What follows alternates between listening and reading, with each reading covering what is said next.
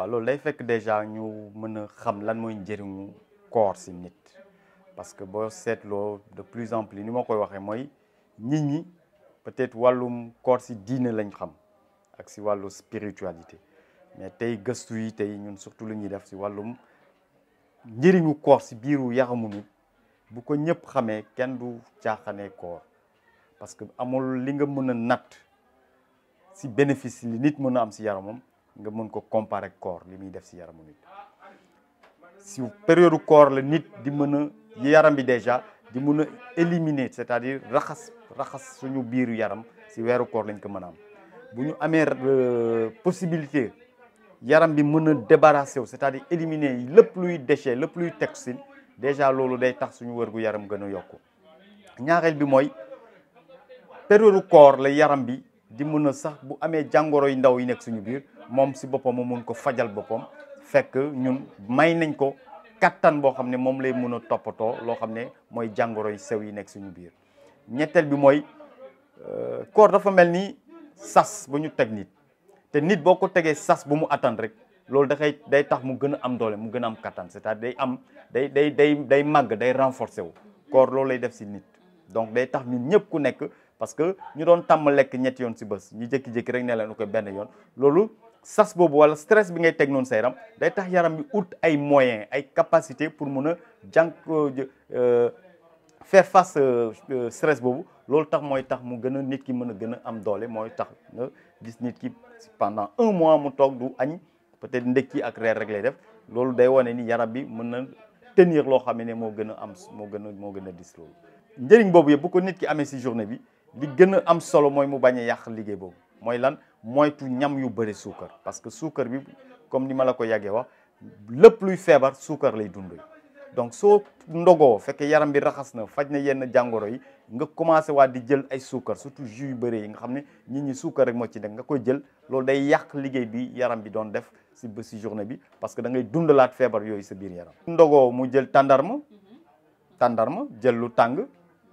donc tàng bi nag ça dépend parce que xëy na fii jotaay émission bi du mën a tax ma wax li nit ki mën a def parce que nit ñi lu ñu tàmm jël mooy café ak meew ak yooyu daal mais du lu gën si nit ki mais comme loolu la nit ñi tàmm boo ndogoo jël sa tàndarma jël tam lu tàng mu wàññi mburu bi moom buñ ko mënee moytu moo gën suñ ko mënul nag ñu wàññi ko bu baax a baax parce que mooy tax souvent boo xoolee koor gi bu duggee nit ñi dañuy commencer constipé parce que li ñuy lekk si mburu day bëri te mburu bi amul ndox du ñam bu am ndox amul njëriñ bu bëree noonu si wérgu yaram yu nit ki quoi. loolu ça dépend si nit ki parce que xam naa ni am na ñoo xam ne bu ñu ndogoo rek dañuy reer avant ñi naafila am na ñoo xam ne après naafila la ñuy lekk donc loolu moom mënul am formule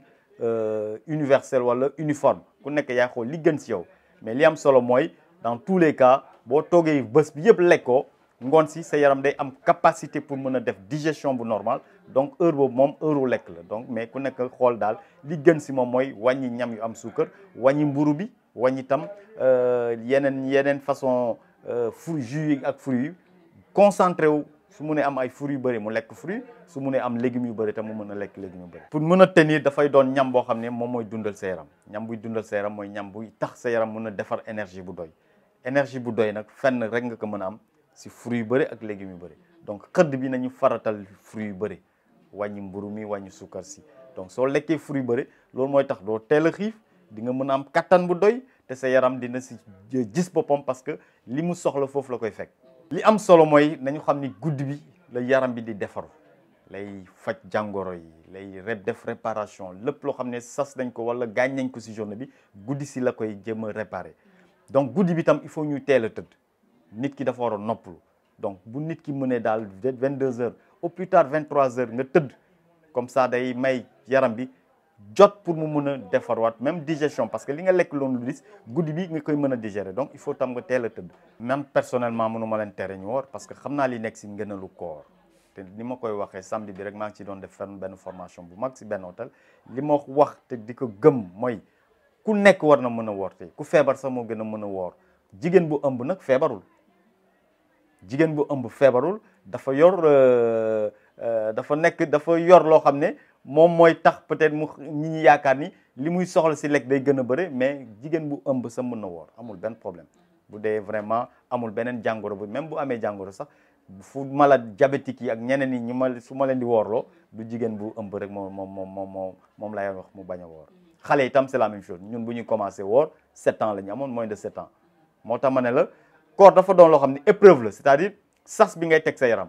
te sas bi yaram bi attan na ko parce que nit mën na toog 40 jours te lekkul 40 jours te lekkul donc woor quelques heures peut-être 13 à 14 heures ku nekk attan na ko donc loolu ngënal rek la mën a indi si ñi te mun naa la wax ay gëstu yu am solo même ñoo xam ne ay feebaru xel la ñu am koor gi sax am na ñoo xam ne moom la ñuy utiliser pour faj leen du fii Afrique Union soviétique sax war nañ si malade mentaux yi sax ak koor sax mën nañ leen si faj donc koor amul loo xam ne parce que yaram bi si lay mën a defarwaat comme ni ma la waxee sécrétion hormones yi lépp luy réparation fa la koy mën a def donc lépp luy jàngoro période boobu sax nga mën a faj jàngoro yu bëri. même ndox bi du problème parce que nit ñi dañ yaakaar ni dañu war a naan lu bëri après koor non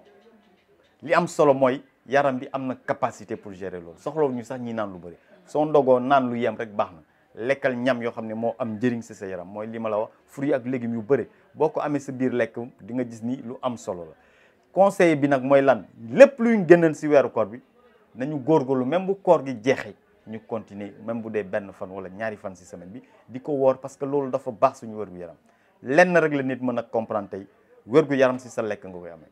feebar tam si sa lekk nga koy amee donc ni ngay sàmmee sa lekk ak ni ngay toppatoo sa yaram loolu moo la mën a jox wér gu yaram bu mën a am bi nga mën a am possibilité dund bu xaw a gudd daal.